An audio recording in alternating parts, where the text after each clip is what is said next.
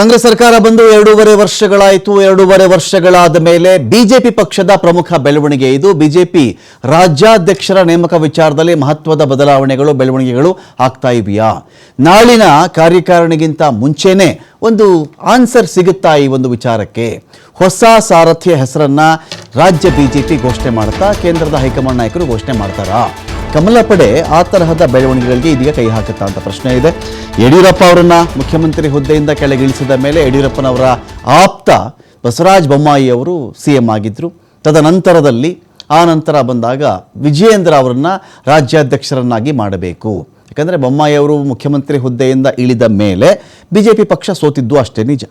ಸೋತ ಮೇಲೆ ಯಾರು ಸಾರಥಿ ಅಂತೇಳಿ ತಿಂಗಳಾನುಗಟ್ಟಲೆ ಅಳೆದು ತೂಗಿದ ಮೇಲೆ ಕೇಂದ್ರದ ಬಿಜೆಪಿ ನಾಯಕರು ವಿಜೇಂದ್ರ ಅವರನ್ನು ಆಯ್ಕೆ ಮಾಡಿದ್ರು ಬಿಜೆಪಿಗೆ ರಾಜ್ಯಾಧ್ಯಕ್ಷ ಆಗಿರಲಿ ಅಂಥೇಳಿ. ಒಂದು ಕಡೆ ಯಡಿಯೂರಪ್ಪನವರ ವೋಟ್ ಬ್ಯಾಂಕ್, ಲಿಂಗಾಯತ ಸಮುದಾಯದ ವೋಟ್ ಬ್ಯಾಂಕ್, ಯಡಿಯೂರಪ್ಪನವರ ಮಗ ಅವರಿಗೆ ಟಿಕೆಟ್ ಕೂಡ ಕೊಟ್ಟರು. ಯಡಿಯೂರಪ್ಪನವರಿಗೆ ಟಿಕೆಟ್ ಕೊಡಲ್ಲ ಅಂತ ಹೇಳಿದ್ರು. ನಿಮ್ಮ ಮಗನ ಡಿಸೈಡ್ ಮಾಡ್ಕೊಳ್ಳಿ ಅಂತ ಹೇಳಿದ್ರು. ಸೊ ಶಿಕಾರಿಪುರದಿಂದ ವಿಜೇಂದ್ರ ಅವರಿಗೆ ಟಿಕೆಟನ್ನು ಕೂಡ ಕೊಟ್ಟರು. ಅದೇ ರೀತಿಯಲ್ಲಿ ಯಡಿಯೂರಪ್ಪ ಅವರು ತಮ್ಮ ಮಗ ವಿಜೇಂದ್ರ ಅವರನ್ನು ತಮ್ಮ ಭದ್ರಕೋಟೆ ಶಿಕಾರಿಪುರದಲ್ಲಿ ಗೆಲ್ಲಿಸ್ಕೊಂಡ್ರು. ಇದಾದ ಮೇಲೆ ವಿಜೇಂದ್ರ ಅವರ ಕೈಗೆ ರಾಜ್ಯ ಬಿಜೆಪಿಯ ಚುಕ್ಕಾಣಿ ಕೂಡ ಕೊಟ್ಟಿದ್ದಾರೆ. ದೇಶಾದ್ಯಂತ ಯುವ ಶಕ್ತಿಯ ಕೈಯಲ್ಲಿ ಬಿಜೆಪಿ ಇರಬೇಕು ಅನ್ನೋದು ಕೇಂದ್ರ ಬಿಜೆಪಿ ನಾಯಕರ ಒಂದು ಹಂಬಲ. ನಿತಿನ್ ನಬೀನ್ ಅವ್ರನ್ನ ನೇಮಕ ಮಾಡಿದಾಗಲೂ ಕೂಡ ಯುವಕ 46-47 ವರ್ಷ, 50 ಕೂಡ ತುಂಬಿಲ್ಲ, ಅಂಥವ್ರ ಕೈನಲ್ಲಿ ದೇಶ ಇರಬೇಕು, ಅವ್ರ ಪಕ್ಷವನ್ನು ಚೆನ್ನಾಗಿ ಮುನ್ನಡೆಸ್ತಾರೆ ಅನ್ನೋ ಒಂದು ಅಂದಾಜಿಟ್ಟುಕೊಂಡು ಬೇರೆ ಬೇರೆ ರಾಜಕೀಯ ಲೆಕ್ಕಾಚಾರನೂ ಇರ್ತವೆ. ಅದು ಬಿಹಾರನ, ವೆಸ್ಟ್ ಬೆಂಗಾಲಲ್ಲ, ಅಥವಾ ಉತ್ತರ ಪ್ರದೇಶಕ್ಕೆ ಈ ಭಾಗದಲ್ಲಿ ಪ್ರಭಾವ ಬೀರೋ ದೃಷ್ಟಿ ಇದೆಯಾ? ಇವೆಲ್ಲ ಒಂದು ಕಡೆ ಇದ್ದಾಗ ರಾಜ್ಯ ಬಿಜೆಪಿಯಲ್ಲಿ ಯಡಿಯೂರಪ್ಪ ಅವರ ಮಗನ ಕೈಗೆ ಚುಕ್ಕಾಣಿ ಕೊಟ್ಟಿರುವುದು ಬಿಜೆಪಿಯ ವೋಟ್ ಬ್ಯಾಂಕ್ ಯಾವುದು ಭದ್ರವಾಗಿರೋದು ಅಂತ ಹೇಳಿದ್ರೆ ಲಿಂಗಾಯತ ಸಮುದಾಯದ ವೋಟ್ ಬ್ಯಾಂಕ್. ಹಾಗಾಗಿ ಯಡಿಯೂರಪ್ಪನವರ ಫ್ಯಾಮಿಲಿಯನ್ನು ಅಧಿಕಾರದಿಂದ ದೂರ ಇಟ್ಟರೆ ರಾಜ್ಯ ಬಿಜೆಪಿಗೆ ಕಷ್ಟ ಆಗುತ್ತೆ ಇದು ಚುನಾವಣೆ ದೃಷ್ಟಿಯಿಂದ ಅಂತ ಒಂದು ಲೆಕ್ಕಾಚಾರ ಇತ್ತು. ಬಟ್ ಇದಾದ ಮೇಲೆ ಒಂದು 2 ವರ್ಷ ಎಲ್ಲ ಆಗಿದೆ ಇದೀಗ. ಇದಾದ ಮೇಲೆ ಪ್ರತಿ ವರ್ಷ ತುಂಬ್ತಾ ಬಿಜೆಪಿಲಿ ಚರ್ಚೆ ಜಾಸ್ತಿ ಆಗ್ತಾ ಇತ್ತು. ವಿಜೇಂದ್ರ ಇರಬೇಕಾ, ಬೇರೆಯವ್ರು ಬರಬೇಕಾ, ಸೋಮಣ್ಣ ಅಂಥೇಳಿ. ಸೋಮಣ್ಣ ಅವರು ಮಠಮಾನ್ಯಗಳ ವಿಚಾರದಲ್ಲಿ ಬಹಳ ಎಫೆಕ್ಟಿವ್ ಇದ್ದಾರೆ. ಅವರು ಬಹಳ ಮಠಗಳೊಂದಿಗೆ ನಿಕಟವಾಗಿರತಕ್ಕಂಥ ಸಖ್ಯವನ್ನು ಸೋಮಣ್ಣ ಅವರು ಹೊಂದಿದ್ದಾರೆ. ಅವರ ಮಾತು ನಡೆಯುತ್ತೆ, ಅದರಲ್ಲಿ ಮಠಗಳೊಂದಿಗೆ ಚೆನ್ನಾಗಿದ್ದಾರೆ. ಮಠಗಳಿಗೆ ನಡೆದುಕೊಳ್ತಕ್ಕಂಥ ಭಕ್ತರು ಕೂಡ ಚೆನ್ನಾಗಿರ್ತಾರೆ ಸೋಮಣ್ಣ ಅವರೊಂದಿಗೆ. ಹಾಗಾಗಿ ಸೋಮಣ್ಣ ಅವ್ರನ್ನ ಯಾಕೆ ರಾಜ್ಯಾಧ್ಯಕ್ಷನಾಗಿ ಮಾಡಬಾರ್ದು ಅಂಥೇಳಿ ಸೋಮಣ್ಣ ಅವರು ಇಲ್ಲಿಯವರೆಗೂ ನಾನು ಆಗ್ತೀನಿ ಅಂತಲೂ ಹೇಳಿರಲಿಲ್ಲ, ಆಗಲ್ಲ ಅಂತಲೂ ಹೇಳಿರಲಿಲ್ಲ. ಅವ್ರ ಹೆಸರು ಬಂದಾಗ ಹಿಗ್ಗಿ ಹೀರೆಕಾಯಿ ಕೂಡ ಆಗಿರಲಿಲ್ಲ. ಅವರು ತಟಸ್ಥವಾಗಿ ಇದ್ದರು ಸೋಮಣ್ಣ ಅವರು. ರೇಸಲ್ಲಿದ್ದೀನಿ, ನಾನು ಬಂದುಬಿಡ್ತೀನಿ, ನನ್ನ ಕೈಲಿ ಚುಕ್ಕಾಣಿ ಹಿಡಿದು ಬಿಡ್ತೀನಿ ಅಂಥೇಳಿ. ಯಾಕೆಂದರೆ ಅವರು ಆಲ್ರೆಡಿ ಮಿನಿಸ್ಟರ್ ಆಗಿದ್ದಾರೆ. ಅವರು ಸೋಮಣ್ಣ ಮಿನಿಸ್ಟರ್ ಇದ್ದಾರೆ, ಕೇಂದ್ರದ ಮಂತ್ರಿ ಇದ್ದಾರೆ ಅವರು. ಹಾಗಾಗಿ ಅವರು ಕೂಡ ಸುಮ್ಮನೆ ಇದ್ದರು. ಇದೀಗ ಎಲ್ಲ ಅಳೆದು ತೂಗಿದ ಮೇಲೆ ವಿಜೇಂದ್ರ ಅವರ ಕೈನಲ್ಲೇ ಪಕ್ಷದ ಸಾರಥ್ಯ ಮುಂದುವರಿಯುತ್ತಾ?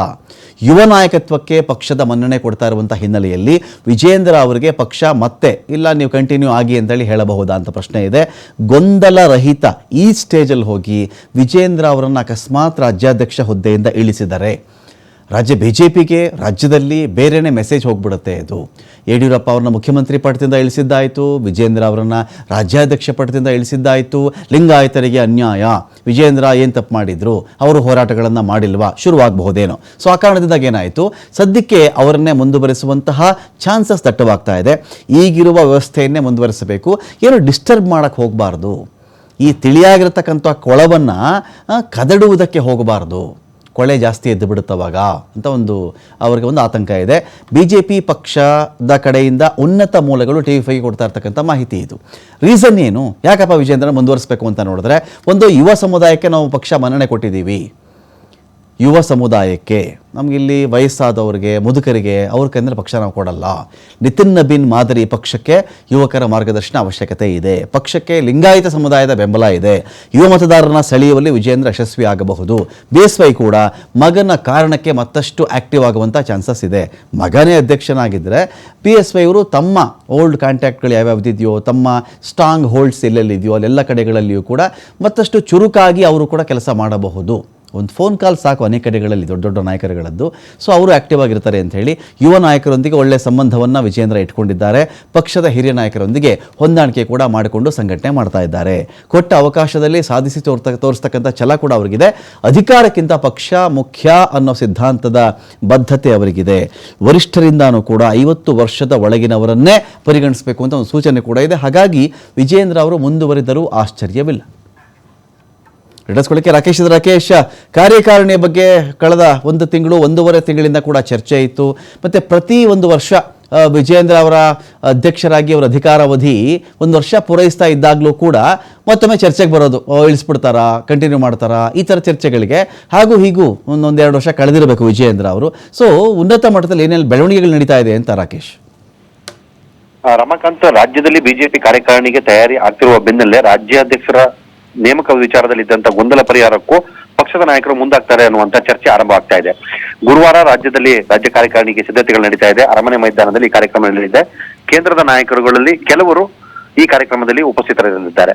ಮುಂಬರುವ ಪಂಚರಾಜ್ಯಗಳ ಚುನಾವಣೆಯ ಬೆನ್ನಲ್ಲಿ ರಾಜ್ಯದಲ್ಲಿನ ನಾಯಕರುಗಳಿಗೆ ಜವಾಬ್ದಾರಿ ಹಂಚಿಕೆ ಮಾಡುವ ವಿಚಾರ ಸೇರಿದಂತೆ ಹಲವು ವಿಚಾರಗಳ ಬಗ್ಗೆ ಇಲ್ಲಿ ಚರ್ಚೆ ನಡೆದಿದೆ. ಅದಕ್ಕೂ ಮೊದಲು ರಾಜ್ಯದಲ್ಲಿರುವಂತಹ ನಾಯಕತ್ವದ ಗೊಂದಲವನ್ನು ಪರಿಹರಿಸಬೇಕು ಅನ್ನುವಂಥ ನಿರ್ಧಾರವನ್ನ ರಾಷ್ಟ್ರೀಯ ನಾಯಕರು ಮಾಡಿಕೊಂಡಿದ್ದಾರೆ ಅನ್ನುವುದು ಸದ್ಯದ ಮಾಹಿತಿ.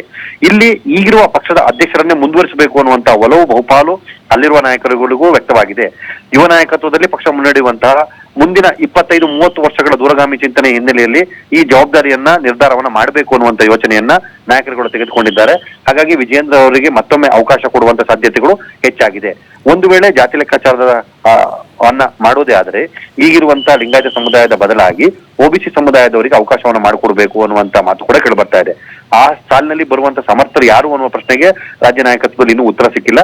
ಹೀಗಾಗಿ ಇರುವುದರಲ್ಲೇ ಸದ್ಯಕ್ಕೆ ಹಾಲಿ ಅಧ್ಯಕ್ಷರನ್ನು ಮುಂದುವರಿಸುವಂತ ಯೋಚನೆಯನ್ನು ಕೂಡ ಪಕ್ಷದವರು ಮಾಡಿಕೊಂಡಿದ್ದಾರೆ. ನಾಡಿದ್ದಿನ ಕಾರ್ಯಕ್ರಮಕ್ಕೂ ಮೊದಲೇ ಅಧ್ಯಕ್ಷರ ಘೋಷಣೆ ವಿಚಾರದಲ್ಲಿನ ಗೊಂದಲಕ್ಕೆ ಪರಿಹಾರವನ್ನು ಹಾಡಬಹುದು ಅನ್ನುವಂತ ನಿರೀಕ್ಷೆಯನ್ನು ಕೂಡ ಮಾಡಲಾಗ್ತಾ ಇದೆ. ವಿಜಯೇಂದ್ರ ಅವರು ಈ ವಿಚಾರದಲ್ಲಿ ಯಾವುದೇ ಮಾತನ್ನು ಹೇಳದಿದ್ರು ಕೂಡ ತಾನು ಜವಾಬ್ದಾರಿಯನ್ನು ಕೊಟ್ಟರೆ ಮುಂದುವರ್ಕೊಂಡು ಹೋಗ್ತೇನೆ ಅನ್ನೋದನ್ನ ಹೇಳ್ಕೊಂಡಿದ್ದಾರೆ. ಮತ್ತೊಂದು ಕಡೆ ಅಧ್ಯಕ್ಷರ ರೇಸ್ನಲ್ಲಿ ಇದ್ದಂತಹ ಸೋಮಣ್ಣ ಅವರು ನಾನು ರಾಜ್ಯ ರಾಜಕಾರಣಕ್ಕೆ ಸದ್ಯದ ಪರಿಸ್ಥಿತಿಯಲ್ಲಿ ವಾಪಸ್ ಬರುವಂತ ಚಿಂತನೆ ಇಲ್ಲ ಅನ್ನುವಂತ ಹೇಳಿಕೆಯನ್ನ ಕೊಟ್ಟು ಈ ರೇಸ್ ವಿಚಾರದಲ್ಲಿದ್ದಂತಹ ಒಂದು ಹಂತದ ತೀವ್ರತೆಯನ್ನ ಕಡಿಮೆ ಮಾಡಿದ್ದಾರೆ. ಹಾಗೆ ಪಕ್ಷದ ನಿರ್ಧಾರ ಏನಾಗುತ್ತೆ ಅದರ ಮೇಲೆ ನಾನು ನನ್ನ ಭವಿಷ್ಯವನ್ನ ರೂಪಿಸ್ಕೊಳ್ತೇನೆ ಅನ್ನುವಂತ ಮಾತನ್ನ ಕೂಡ ಹೇಳ್ಕೊಂಡಿದ್ದಾರೆ. ಹೀಗಾಗಿ ಸದ್ಯಕ್ಕೆ ರಾಜ್ಯಾಧ್ಯಕ್ಷರ ವಿಚಾರದಲ್ಲಿನ ಒಂದು ಹಂತದ ಗೊಂದಲಗಳು ಪರಿಹಾರವಾಗಿದ್ದು ವಿಜಯೇಂದ್ರ ಅವರ ಹೆಗಲ ಮೇಲೆ ಜವಾಬ್ದಾರಿಯ ನೊಗ ಹೊರಲಿದ್ದು ಅವರೇ ಪಕ್ಷವನ್ನು ಮುನ್ನಡೆಸ್ತಾರೆ ಅನ್ನುವಂತ ಮಾಹಿತಿ ಇದೆ. ಮುಂದಿನ ಕಾರ್ಯಕಾರಿಣಿಯ ಸಭೆಯಲ್ಲಿ ಈ ಬಗ್ಗೆ ನಿರ್ಧಾರ ಪ್ರಕಟವಾಗಬಹುದು ಅನ್ನುವಂತ ನಿರೀಕ್ಷೆ ಮಾಡಲಾಗ್ತಾ ಇದೆ. ಹೈಕಮಾಂಡ್ ನಾಯಕರು ಈ ವಿಚಾರದಲ್ಲಿ ಯಾವ ಸ್ಪಷ್ಟತೆಯನ್ನು ಕೊಡ್ತಾರೋ ಆ ಬಳಿಕ ಈ ಗೊಂದಲದ ವಿಚಾರ ತೀರ್ಮಾನ ಆಗಲಿದೆ. Ramakant, okay, thank you Rakesh.